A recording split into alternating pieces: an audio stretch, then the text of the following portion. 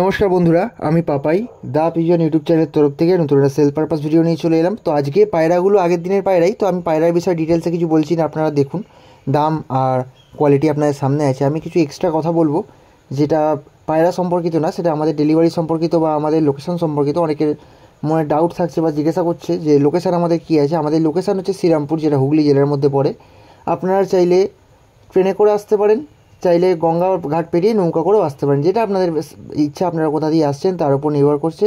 আর আমাদের মুর্শিদাবাদের ডেলিভারি হয়, ঠিক আছে। কারণ এই কথাটা আমি কেন বলছি, অন্য জায়গার নাম নিচ্ছি না কেন, কারণ মুর্শিদাবাদের লোকজন যারা আছে তারা বেশি আমাদের ভিডিও এখন দেখতে পাচ্ছে, তাই জন্য বলে রাখি যে মুর্শিদাবাদে আমাদের ডেলিভারি হয় বহরমপুর বা বেলডাঙ্গা বাস স্ট্যান্ড।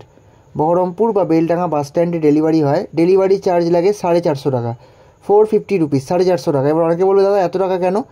কারণ বাস মারফত যখন তুলে দিই সেখান দিয়ে ভাড়া নেয় 200 টাকা। আর আমরা যখন পায়রা বাস পর্যন্ত নিয়ে যাই, তো তখন ট্রেনে বলুন বা আমরা টোটো করে যখন স্টেশন পর্যন্ত যাই, আমাদের ডেলিভারি বয় যায়, তখন অনেকটা যত্ন করে নিয়ে যেতে হয়। এটা তার ব্যাগে করে না যে ব্যাগ ঝুলিয়ে নিয়ে চলে গেলাম। তো সেই কারণের জন্য যে যায় ডেলিভারি করতে বাস মারফত, তো তাকে 250 টাকা দিতে হয়, মানে সে বাসে তুলে যায়, তার কাজ সেখানেই শেষ হয়।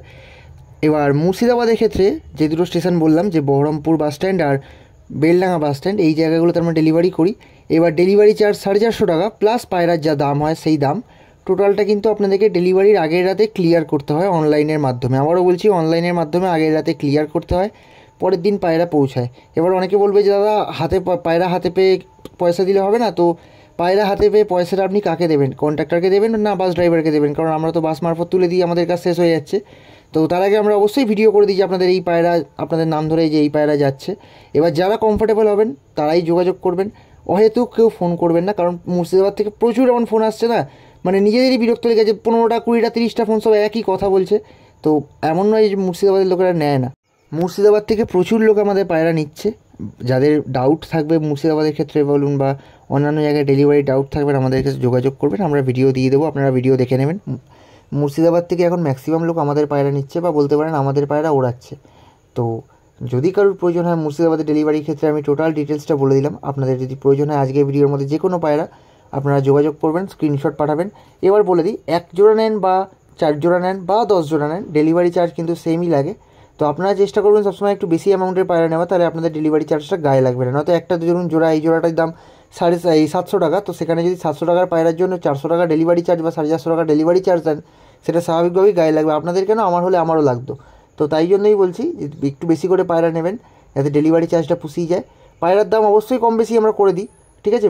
মুখে ফিক্স বললেও আমরা দাম কম বেশি করে দিই, কিন্তু ডেলিভারি চার্জ কম হয় না। কারণ ডেলিভারি চার্জে আমাদের কোনো মানে হাত থাকে না।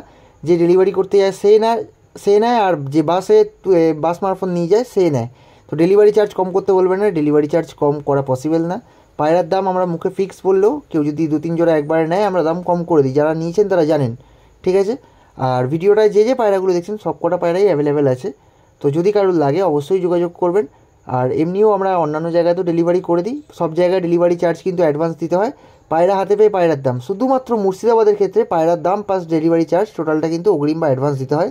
কারণ সেখানে আমাদের ডেলিভারি বয় পৌঁছায় যেতে পারে না বা ডেলিভারি বয় যায় না, আমরা বাস মারফত কিন্তু পাঠাই।